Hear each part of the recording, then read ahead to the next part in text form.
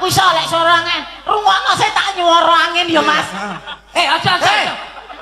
Ambune ra enak. Lho ngomongi suara angin. Ora oleh. Ora. Apa liyane? Loh, sembarang. Ya wis mang suara angin, suara. Nadane coba. Dengan karakter yang berbeda ya. Karakter yang berbeda. Coba. Karo iki karaktere ekspresi beda. Sedih coba.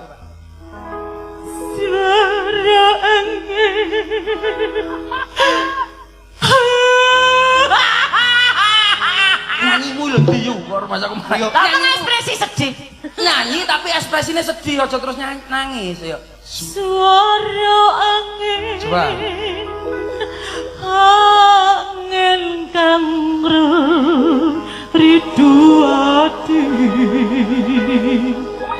ngelengake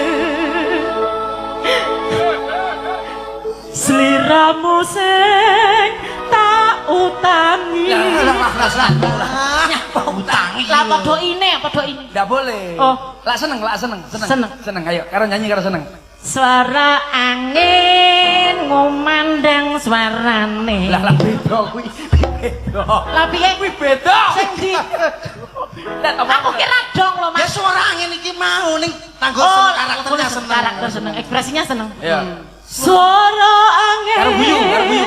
Angin kang ridu hati.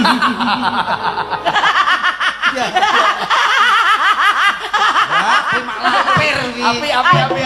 Coba ya aku lah ngomong sedih berarti sama nyanyine sedih. Nggih. Lah ngomong seneng berarti karo guyu-guyu nyanyine. Aku mampu ngipi apa sih? Wis pokoke nurut-nurut kuwi. Iso apa? Iso. Ayo Mas. 3 2 Iki sedih dhisik, sedih.